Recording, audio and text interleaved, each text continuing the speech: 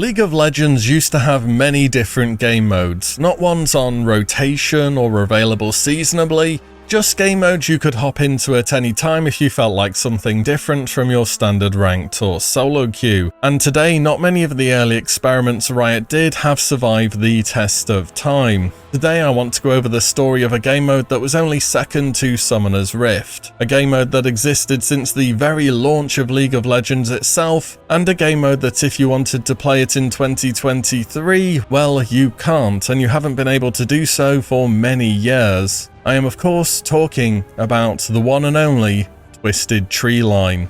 Deep within Runeterra used to be a dark and mysterious forest where players would do battle, a battle that was reminiscent of those that took place on Summoner's Rift, with towers, an inhibitor and a nexus to destroy, but on a smaller 3v3 scale. Twisted Treeline was a game mode that I spent many an hour on in the early days of League of Legends, and despite Summoner's Rift quickly rising to become the go-to game mode for League, there were so many ways that Twisted Treeline stood out and made itself different. Whether it was the speed of the game, a less established meta, or just the pure atmosphere of the first version of the map, players had reasons to choose Twisted Treeline and to keep going back to it. So then, what happened to this once beloved game mode? What did it look like in the early days, and why is it that in 2023 you can no longer experience this map? Today I hope to answer that as we cover the story of the Twisted Treeline.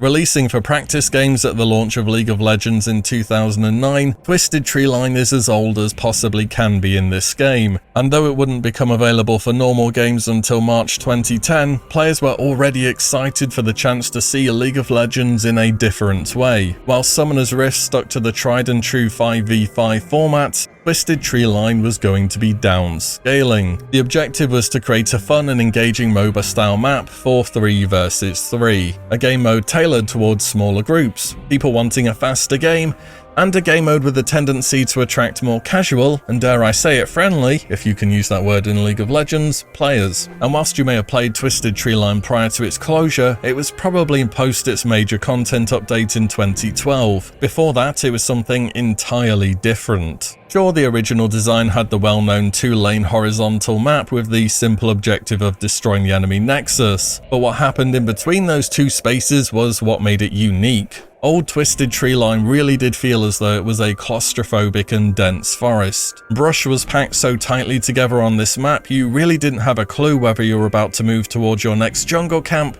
or whether you were going to be face-checking a Warwick. The old soundtrack also lent a lot to the atmosphere of Twisted Treeline as well. It gave it a much more ominous and straight-up spooky vibe. And I don't know about you, but back then I would pretty much always listen to whatever the in-game music was whenever I was playing, because my internet was so bad, if I started to stream something else, it would just lag me out. And I'm glad I did listen to the music here, because it is part of what makes the map memorable. Jungle monsters also had unique mechanics, buffs, and even partially randomized spawns. Aside from your standard jungle camps that could be farmed for XP or gold, towards the top side of the map were 2 unique camps, the Rabid Wolf and the Ghast. Defeating the Rabid Wolf would give you a 1-minute buff that increased attack speed by 20% and reduced cooldowns by 10%. The Ghast gave a 1-minute buff that would give you 30% bonus movement speed. What made these camps interesting is that they were both very valuable due to their buffs allowing for ganks and clearing, but also that they were super close to one another at the top of the map, meaning junglers with some dueling power found a lot of success in Twisted Treeline. Their spawns were also randomized. Sometimes you got 1 wolf camp and 1 ghast, or other games you got 2 of the same type. In short, fighting over these buffs and having a fast enough clear to get to them really mattered. Shortly after the Rabid Wolf and Ghast had spawned, over to the south towards the center of the map, the Lizard Lord would become available. This was pretty much the old red buff camp from Summoner's Rift, though it just dealt more damage. It also gave a buff similar to its Summoner's Rift counterpart that slowed enemies and dealt true damage over time. The Lizard Lord's name was also changed to Grez shortly after release to commemorate the player of the same name being the first to achieve over 1,000 referrals on Riot's reward program, which was a pretty cool idea to reward people who got others to try out League of Legends. But the largest buff on the map came from what was a dragon called Ebonmaw, the Terror of Zorn. Ebonmaw spawned in after 5 minutes, and defeating this objective earned the entire team 280 gold, as well as a buff called the Crest of Crushing Wrath. This buff gave your team 1% extra damage per champion level they had achieved. So getting this late game could mean up to 18% bonus damage on your entire team in addition to the gold. So controlling this objective and securing it would give you a huge power spike. You could technically have all these buffs from the various camps stacked up at the same time too. Running around with 4 buffs would make you crazy powerful and pretty much impossible to 1v1. The fast pace at which buffs spawned in and respawned were both parts of what made Twisted Treeline a quick game mode. The layout of the map also lended itself towards much more aggressive jungling paths, where pushing a lane too hard was way more dangerous than on Summoner's Rift, due to there being several paths into the lane on either side of the jungle. Despite this, and there being a ton more brush in general in the old Twisted Treeline, you could still ward in this game mode back then, giving you some much needed vision, as well as the ability to keep your eye on contested objectives. The ability to ward would be one of the many changes to hit this map during its major update. But the 2012 update would change a lot more than just warding. In 2012, alongside the Summoner's Rift visual update, Twisted Treeline was completely reworked. From gameplay pacing, itemization, jungle objectives, and just the overall theme of the map. For many, it wasn't Twisted Treeline anymore. One of the ways I think the game mode was hit the most was with the overall thematic change. You don't really consider it when you're playing PvP-focused games often, I feel, but the old Twisted Treeline really did feel like a dense forest, with the possibility of danger around every corner. It was as if half the map was a brush, like an actual forest would have been, whilst the newer one was, well, different in every way possible. First of all, whilst I believe the location of the old Twisted Treeline was ambiguous, the newer one had officially been moved to the Shadow Isles, and contained significant influence from one of the big new champion releases of 2012, Elise. In fact, Elise herself released nearly 2 weeks after the Twisted Treeline rework. In the jungle, the Ghast and Rabid Wolf camps were removed alongside their respective buffs. Grez the Lizard Lord was also taken away from the Twisted Treeline, and Grez would have his namesake moved to Grez's Spectral Lantern instead to keep his achievement commemorated, until that also got removed from the game. Grez not having a good track record on his name here. And biggest of all, Ebonmore the Dragon was replaced by a new Baron type objective, Vilemore. This new giant spider-type boss would serve as the main contested objective on Twisted Treeline, being designed as a multiplayer fight that would award a buff which ghosted players and hugely buffed the power of nearby minions. Pretty similar to what Baron does in Summoner's Rift overall, this was used to push objectives whilst it was active. And whilst the Rabid Wolf and Ghast had gone, in their place was a new gameplay mechanic called altars. These were situated close together near the centre of the map. Players would have to stand on the altars for several seconds until they were captured. Capturing an altar would award your team with 80 gold, vision of the area, and lock it from recapture for 90 seconds. Holding one of the altars granted your team 10% movement speed, and both also restored 1% of max health on monster or minion kill. The initial reception of this huge update seemed largely positive. People enjoyed the new design of the map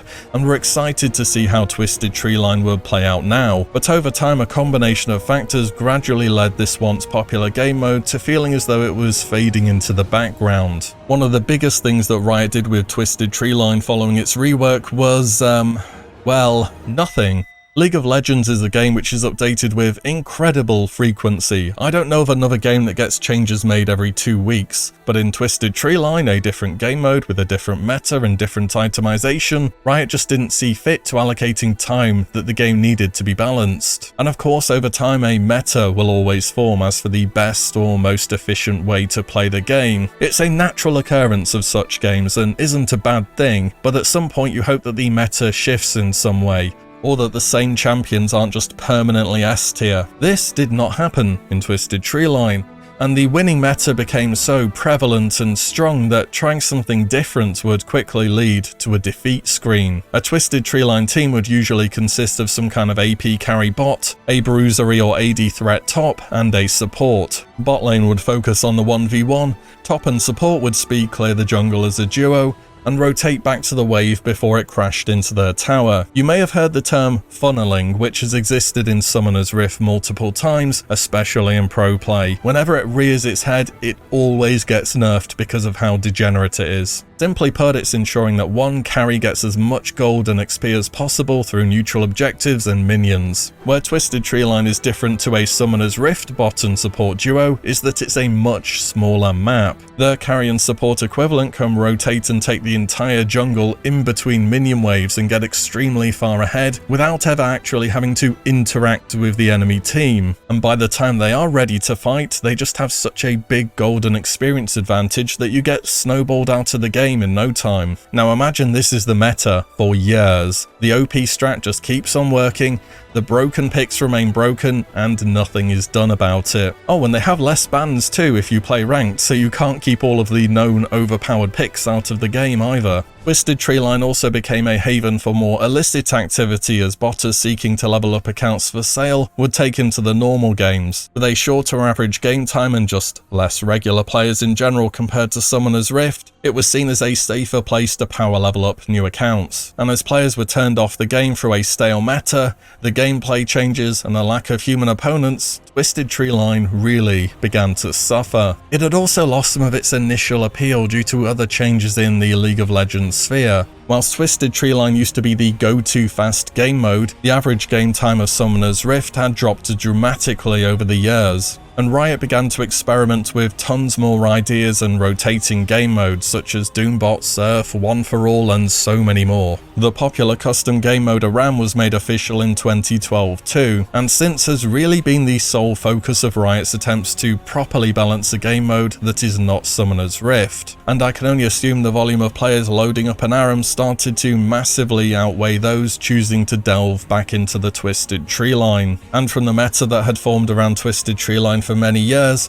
it was clear that it did need addressing separately as a standalone game mode. But how do you justify putting dev time into an ever-dwindling game mode which had a shrinking population? Well, Riot decided, ultimately, you don't. In 2019, at the end of Season 9, Riot dropped a post on the state of game modes where they officially announced the retirement of the Twisted Treeline. They stated issues such as a small population leading to long queue times, poor matchmaking, and a generally unsatisfying PvP experience, as well as the art, map design, and game pacing not meeting modern standards. And whilst more intensive support for the game mode, as Aram had been receiving, was considered, Riot concluded that they had tried enough gameplay updates in the past, and those updates had not made enough of a difference to the state of the game. Finally, they said, "We're sad to see such a long-time part of the game disappear, but we feel that this is the best decision for League, as it lets us keep our focus on our larger game modes."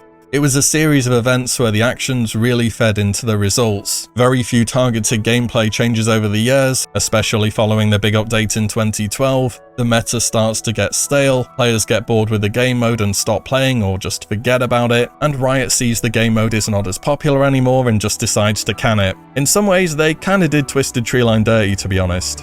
And so here we are, left with one less game mode in League of Legends. Heading into 2023, Riot released a post on the state of game modes, where they mentioned the return of Nexus Blitz, lots of focus on Aram of course, and the new 2v2v2v2 mode. It's not quite Twisted Treeline, but perhaps this will be something for smaller groups of players to look forwards to in the future. For Twisted Treeline enjoyers though, there was no mention, and it seems to certainly be staying that way. I wonder if Riot will ever put Twisted Treeline on the rotation again one day, reuse the map or the assets for another project, or whether that mysterious forest in the Shadow Isles will now remain a distant memory. If you can say one thing, Riot certainly isn't shy about canning projects they don't feel are up to scratch. And Twisted Treeline is one of many such casualties over the years. Between alternative or rotating game modes, there are a bunch more topics to talk about here, so let me know if you like this video and you want to see more of its kind. What do you think about Twisted Treeline and what happened to it though? Did you get the chance to check out the old map that much? And what did you think about it post-rework? Did it really deserve its fate? Let me know below. And as always, thank you all so much for watching and listening in, and I'll see you all in the next one very soon.